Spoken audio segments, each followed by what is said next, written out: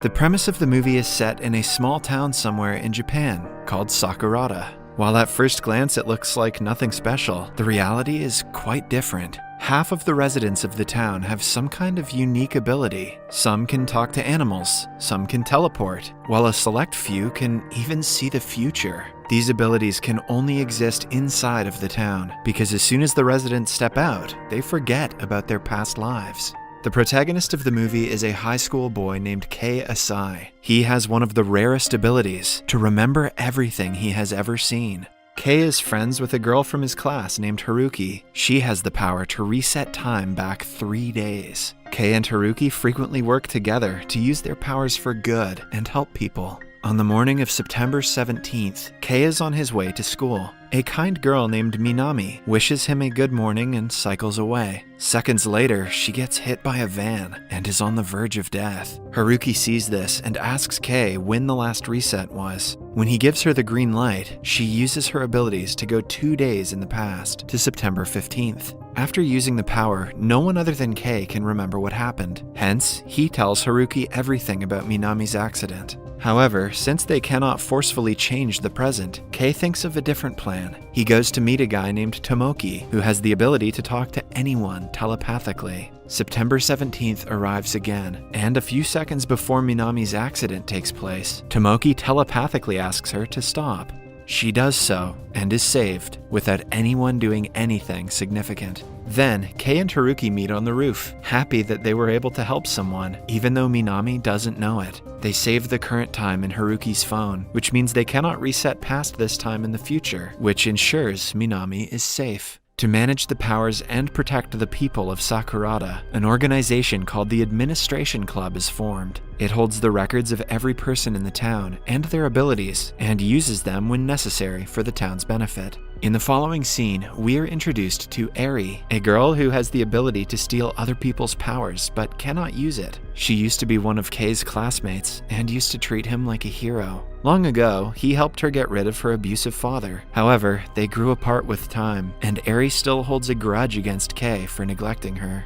That day, she meets an employee from the Administration Club who wants to help her to steal an old man's power. When Eri hesitates, the employee asks her if she wants to be better than Kei and manipulates her into doing it. Kei and Haruki work for a lower branch of the Administration Club called the Service Club. The help they provide to people is authorized by this club. Later that day, Kei goes to meet the manager of the service club. He is told about an old man named Sasano, whose power was recently stolen by Eri. The club appoints him to meet Sasano and help him somehow. In the following scene, Kei and Sasano are together. He reveals that he could enter into any picture for 10 minutes before Eri stole his powers. But for his power to work, one must tear the picture right in front of where it was taken. How the hell did he figure that out?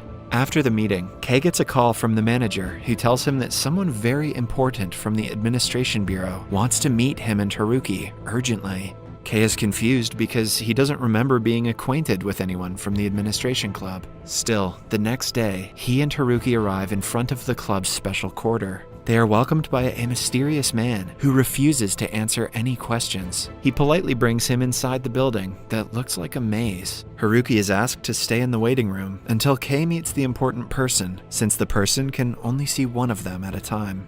They oblige, and Kei makes his way to the inner quarter. The VIP turns out to be a 70-year-old woman. She claims that she doesn't have a name and requests him call her the Witch. She has the rarest ability to see the future, which is why she has been trapped in the building for the past 51 years. The administration doesn't want someone with such a dangerous ability to live in society, and they also cannot let her go away and lose an asset to the town. Hence, they have been receiving her help to predict the future of the town, while simultaneously keeping her captive. This is honestly kind of what working from home feels like. A flashback shows us little Kei returning home from school one day. A stranger hands him a phone, urging him to talk to someone. The person on the phone is none other than the witch. She invites him to her town, knowing that his fate is to help its people. Kei obliged and never returned home to his parents since that day. Before the two can take the conversation any further, the guard interrupts them. Kei is asked to leave while the witch goes to talk to Haruki.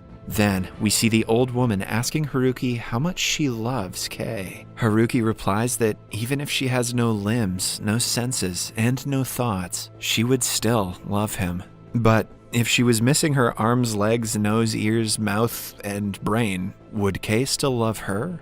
To Kei's surprise, he meets Eri outside the quarters. She says she wants to steal Haruki's power next. Kei tries to ask her why, but they are interrupted when Haruki returns. Before Kei can save her, he is held back by a girl named Marasi. She has the ability to make things, feelings, and thoughts disappear at will and can kill Kei with a single trick. Holding him hostage, the girls steal Haruki's power. Before walking away, Marasi orders Kei to make a detailed map of the witch's lodge in order for the power to be returned. After the incident, Kei and Haruki return to the manager's office and meet their old friend Sakagami. His power is that he can transfer one person's ability to another. Since Kei remembers how Haruki used her powers, they hope they can transfer the knowledge from Kei to Haruki. They go through the procedure, but when Haruki tries to reset, the powers don't work. Later, Kei and Haruki are returning home when she asks him if their relationship is going to change now that she cannot help him anymore. Kei says he doesn't know, which hurts Haruki since she is in love with him.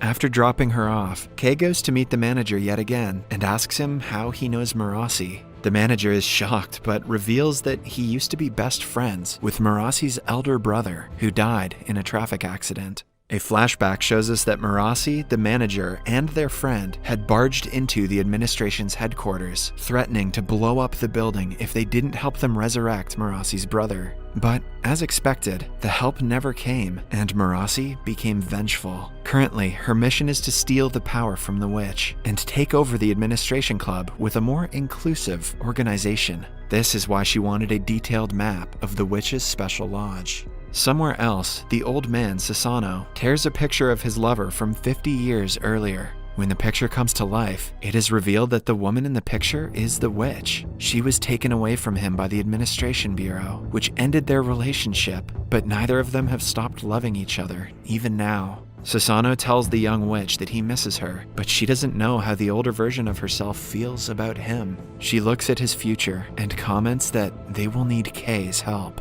At home, Kei is doing his best to make the map as accurate as possible. Suddenly, he comes to a realization that if Marasi is about to steal the witch's power, the witch must already know it, since she can see the future. Then, he remembers how Marasi and Eri were right outside the lodge when he and Haruki visited the witch. This means they are being lured in or tipped by the witch herself. She plans to use the girls to escape captivity. Upon focusing deeper, Kei also sees that the books arranged on Sasano's shelf are exactly the same as one in the lodge. The next day, Kei goes to meet him and asks him if he is hiding something. Sasano reveals that he was tipped about Kei through one of the pictures of the witch, and that is why he wanted to meet him. In reality, his power was never stolen because he wasn't wearing glasses when Eri tried to steal it. Sasano doesn't know how, but he has a feeling Kei will help him and the witch reunite. He gives Kei a picture of the witch and asks him to meet her. Kei and Haruki go to the beach the picture was taken at and enter it. The young witch sees Kei's future and figures out everything that is going on. She confirms that she manipulated Eri and Marasi against the administration so they can help her escape. On September 19th at 9:18 p.m., they will come face to face with her older self. The group has to do something right then to save the witch and help her escape. After returning to the school, Kei and Haruki meet Marasi and give her the map. However, they refuse to keep their end of the deal until tomorrow, since it will be 3 days after the last reset, which means Haruki won't be able to change the past again. Kei has decided to help the witch, but not by hurting or deceiving Marasi. He gathers Sasano, Haruki, and 2 of his other friends, and makes an elaborate plan to execute the next night. At exactly 9:18 p.m., Marasi and Eri manipulate the guard and make him take them inside the lodge. Using the map, she reaches the witch's room. All this time, Sasano has been behind them, taking pictures of every open gate for later use. When there is only one door left to be opened, Kei stops Marasi and tells her that the administration club won't be defeated with this method. She extends her hand, threatening to kill him, but Kei doesn't stop. He asks Haruki to reset, which makes Eri laugh, knowing that Haruki cannot use her power until she gives them back. Suddenly, Kei asks Marasi to persuade Eri to return the power, and deliberately gets killed using her hand. Marasi is shocked because she never meant to hurt anyone. She breaks down crying and screaming at Kei's death. The only way for her to reverse what she did is by resetting time. She asks Eri to return Haruki her power. When Eri refuses, she is also manipulated mentally. In the end, Haruki gets her ability back. Before she resets time, Susanoo gives the Polaroid pictures he took to Marasi. That way, she will not forget what happened when the time goes back to September 17th. Here's some pictures of the present so that you can remember the future when you go to the past. Simple, right? In the following scene, Kei and Haruki are on the rooftop, and the date is September 17th again. Haruki doesn't remember what happened for the past 2 days, so Kei explains everything from their meeting with the witch to her power being stolen. She asks Kei if their relationship will change if she were to actually lose her powers. This time, Kei answers that he would put his life at risk to bring her power back if something like that happened. In the following montage, we see Kei reliving everything he did for the past 2 days. When he goes to meet the witch, he finds Marasi outside with the Polaroid pictures she was given. She regrets what she did and promises to let the two be this time. Inside, Kei secretly puts a bunch of Polaroids inside the witch's pocket without the guards noticing. The pictures are of the open gates of the facility. The next day, she tears them one after another and runs away through the open gates. In the last scene, Kei is by the road when a car stops in front of him. Susanoo and the witch are inside, having already reunited with each other. They plan to go outside the city and leave their powers behind. The movie ends as Kei and the witch thank each other. This seems like a happy ending.